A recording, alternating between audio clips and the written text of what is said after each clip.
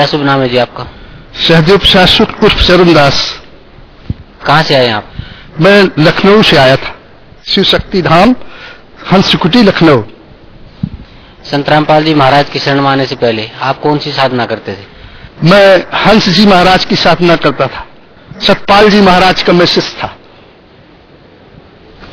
संत सतपाल जी महाराज से कब नामदान लिया था आपने? मैं फौज से रिटायर्ड आने के बाद 1993 में हंस ज्ञान जो है प्रयाग में ग्रहण किया था। सतपाल जी महाराज से हंस ज्ञान की जो है दीक्षा ग्रहण की थी और उन्होंने हमें पहला जो है दीक्षा में प्रकाश दर्शन, दूसरा उन्होंने बताया अनहद और तीसरा उन्होंने दीक्षा दिया था खेचरी मुद्रा। मंत्र था हंसो हंसो और यही बाद में सोहम सोहम बोलते हैं कि यही सोहम हो जाता है, लेकिन मंत्र था हंसो हंसो हंसो हंसो। यही जो है करते करते ये सीधा हो जाता है। वाल्मीकि का उदाहरण देते थे कि उल्टा नाम जपा जप जाना और वाल्मीकि भय ब्रह्म समाना। तो आप हंसो हंसो कहते कहते यही सोहम सोहम हो जाता है। यही दीक्षा हमें महाराज जी से मिली थी। मैंने 17 वर्षों तक इस ज्ञान का जो है अभ्यास किया, लेकिन मेरे को शांति नहीं मिली।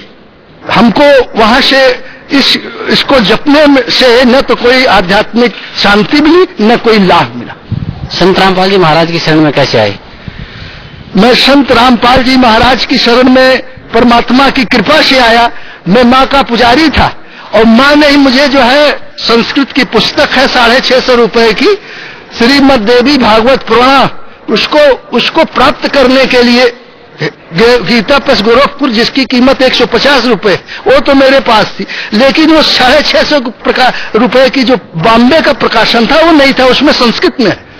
तो आश्रम में जो है सभी भक्त आते थे, तो वो पुस्तक लेने के लिए मैं माघ मेले में गया और माघ मेले में गया तो बांध के नीचे जो है बहुत सारी दुकानें बड़ी बड़ी लगी हुई है, वहीं पर भक्त सौदागर का संदेश 3 किताबें एक पुस्तक स्टॉल पर पड़ी थी, उस पर तमाम धूल जड़ी थी। तो हमने देखा है भक्त सौदागर को संदेश, सारा सौदागर तो होता है माया का, लेकिन भक्त का सौदागर, उसको हमने पुस्तक को लिया, झाड़ा और दुकानदार से हमने कहा कि भाई ये श्रीमद देवी भागवत पुराण है बॉम्बे का प्रकाशन। तो उसने बोला हाँ महाराज है और ये 650 की है, हम आपको 550 में देंगे, 100 रुपया आपसे संत देख रहे आपसे नहीं लेंगे। तो वहीं पर हमने अच्छा निकालो उसको, जो उसको रख दिया हमने और पुस्तक पर पढ़ा पहले ही उसका, तो एकाएक मेरे अंदर जो है वो प्रेरणा हुई। एक पन्ना पढ़ा तो हमने कहा रुपया रख ले और मैं चल के इसको देखता हूँ, ये एक पुस्तक को बिकी समझो, तुम ये मत समझना कि हाँ ऐसे करके चलका के चला गया। तो मैं सौदागर भक्त सौदागर का संदेश, ऊपर लक्ष्मी नारायण का मंदिर है, वहां बैठ करके 1 घंटा पढ़ा।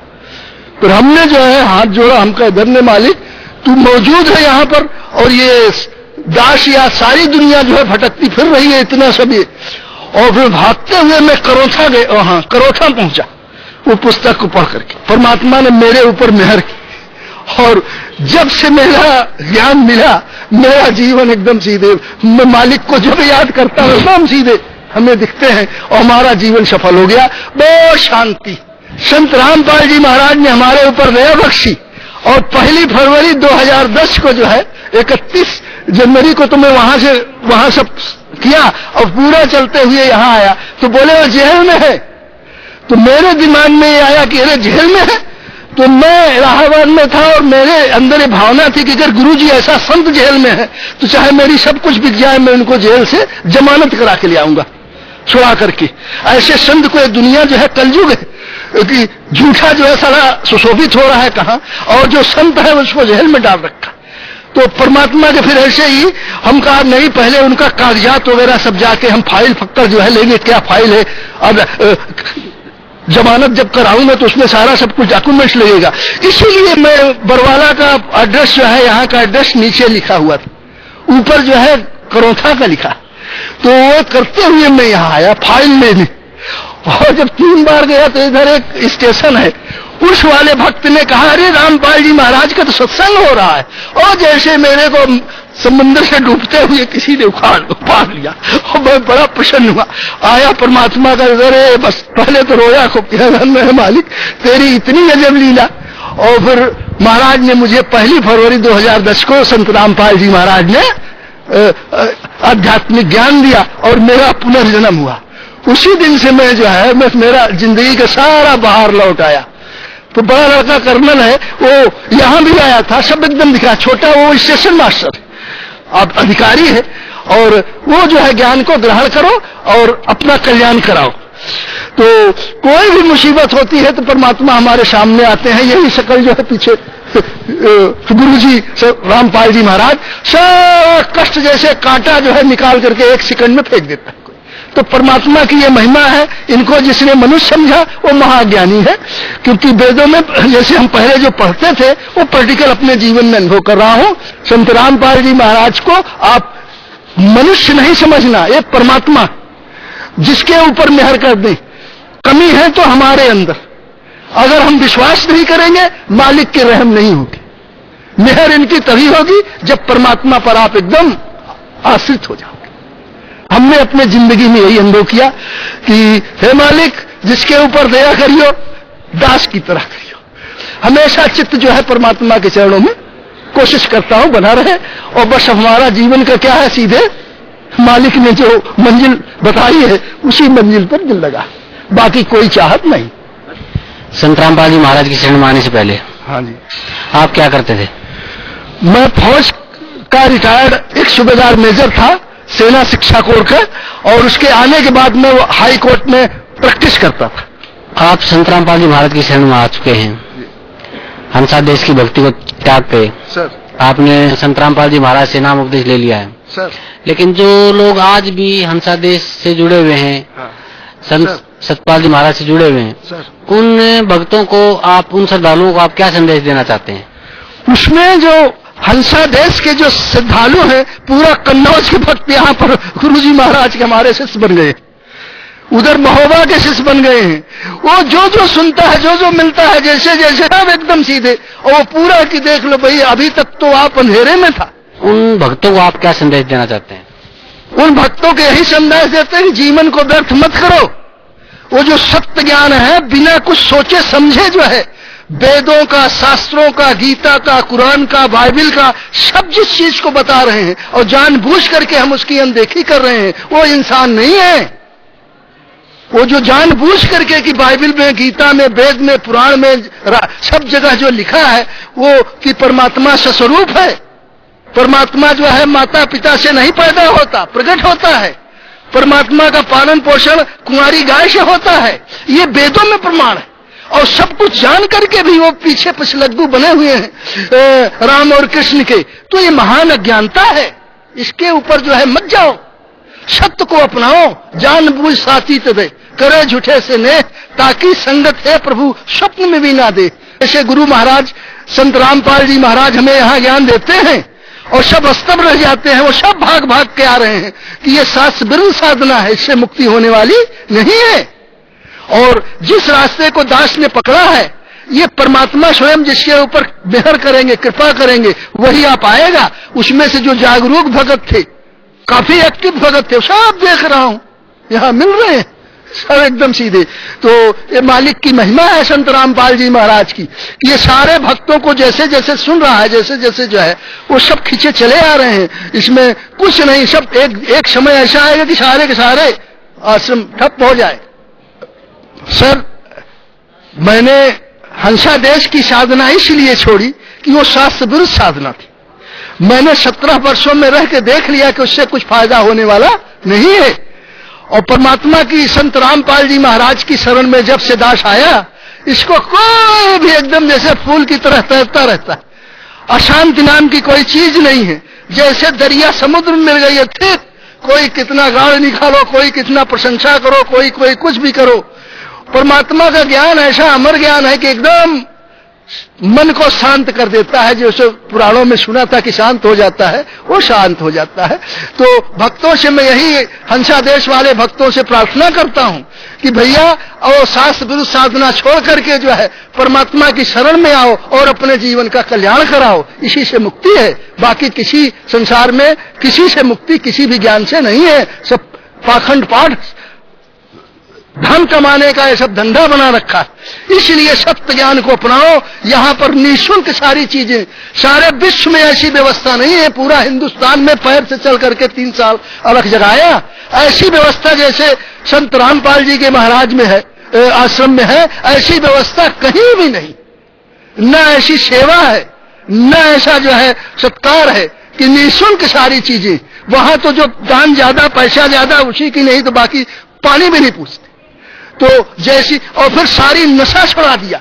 हंसादेश में पूरा जो है तंबाकू भी खा रहे हैं, बीड़ी भी खा रहे हैं, शराब भी पी रहे हैं, देवी देवता की पूजा कर रहे हैं, सब कर रहे हैं और ज्ञान लिए हुए हैं। कोई इसलिए फायदा नहीं होता। यहां तो आध्यात्मिक अपने आप देवता बन जाता है।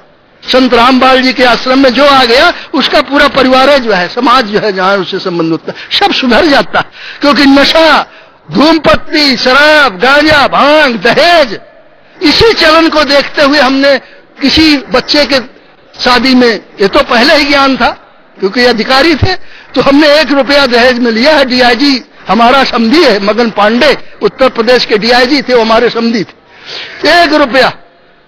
तो ऐसी चीजें हैं ये चीजें, और ये यहां पर शर्त में लिखी जाती है, किसी से दहेज नहीं लेना, ठगी नहीं करना, जुआ नहीं खेलना, और ये किसी को पैसा दान नहीं देना, नहीं तो शराब पी के जो है औरत को मार डालेगा।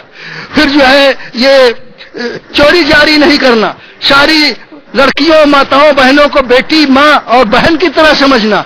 तो जो सदाचार की शिक्षा जो है, ये पूरा देश सुधर रहा है, समाज सुधर रहा है। तो जितने भक्त बने हैं, बिटिया की शादी में दहेज न तो बेटे की शादी में लेना है, न बेटी में देना है, और अपने आप समाज जो है ऊपर उठता जाएगा।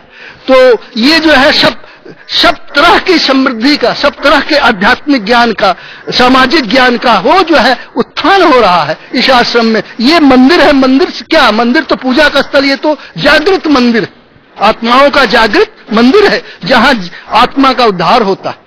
तो संत रामपाल जी महाराज ने जो समाज सुधार का, जो समाज के आध्यात्मिक उत्थान का जो लिया है, ऐसा बिरला ही परमात्मा कबीर साहब किए थे। बाकी जितने बीच में संत मंत हुए हैं, सब ये पैसा कमाने के लिए, ढोंग करने के लिए, नाम, अपने नाम की वृद्धि के लिए, मान के लिए इन्होंने सारा संतपना दिखलाया, सारा जो कुछ किया सो किया है ना। लेकिन जैसी अभी कलयुग में जबकि घोर अत्याचार, घोर जो है चारों तरफ अन्याय हो रहा है, भ्रष्टाचार का बोलबाला, ऐसे समय में हमारे सदगुरुदेव ने जो समाज के उत्थान के लिए जो नियम बनाए हैं, ये आदमी के सोच की परे है।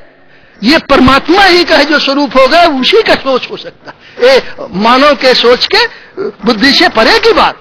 तो जो इसको समझेगा, जो इसको जानेगा, वो वेदों को, शास्त्रों को सब जब देखेगा तो सीधे एक क्षण रुके हुए बिना दंडवत प्रणाम करके शरणागत हो जाएगा। सर, संत रामपाल जी महाराज से आपने जो नाम उपदेश लिया और उनके सानिध्य में आप भक्ति कर रहे हैं, उस भक्ति का आपको क्या लाभ मिला? सर, हमको पहला लाभ तो मेरा हार्ट का ऑपरेशन था।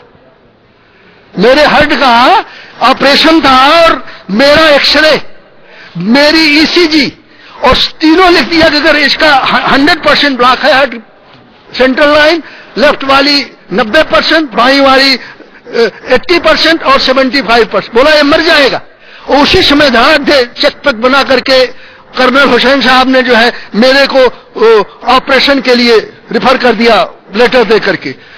हम यहां से ललितपुर का भगत दशरथ भी गया था हमारे कुटिया वहां पर अस्पताल में, और जब हमने देखा वहां सब कुछ, तो हमने एक मेरे मन में प्रेरणा आई कि जिस हृदय के अंदर हम गुरु जी का, परमात्मा का दर्शन करते हैं, उसको ये प्लास्टिक लगा देंगे ऐसे किसी ने, और फिर मैं प्रभु के दर्शन कहाँ करूंगा। और मैं आया, दशरथ भी आया लखनऊ हो करके, तो बोला खून अभी पतला हो जाए, इसको ये दवा मत खाना साहब। हम कहा ठीक। आए और फिर एकाएक प्रेरणा मुझे हुई, ऐसे महाराज हमें परमात्मा हमारे गुरुजी महाराज सीधे ही ऐसे हाथ करते हुए हमें दिखे। और मैं जाकर के जो है कर्नल उसी समय रात को चिट्ठी लिखा, रात को 3 चिट्ठी बनाया और एक कर्नल साहब को लिखा एसएसएस में, एक उस हार्ट हॉस्पिटल के डॉक्टर को, और एक जो है आर्मी हेडक्वार्टर कि भाई मैं ऑपरेशन कराने नहीं आऊंगा और जो है आप जो है दूसरे पेशेंट का एंगेजमेंट ले लेना, और इसलिए कि दुनिया बेईमानी है, 2.5 लाख रुपया ससुरे कहीं खान जाएंगे, मेरा फर्जी 10 का दूसरे का ऑपरेशन करके, इसलिए उसको सूचित किया गवर्नमेंट को लाशनो। और तीसरा जो है साहब को भेज दिया उधर। तो महाराज इसलिए पहला तो हमें तात्कालिक फायदा यही हुआ कि अब इससे ज्यादा अब देखो परमात्मा के देश में हकालत करके बोल रहा हूं, मेरी क्या हस्ती थी, मैं तो मरने वाला बोला डिक्लेयर कर दिया था कि 2-3 मिनट तो चला जाएगा, तो सब ब्लॉक्ड है। तो ये परमात्मा रामपाल जी महाराज की कृपा है कि इन्हीं का आशीर्वाद है, और बस इन्होंने मेरा जीवन जो है अमर अभी कर दिया। जब होता है कुछ जैसे होता है कष्ट ऐसी चीजों, मैं गुरु जी को याद करता हूं, तत्काल जो है खत्म हो जाता है।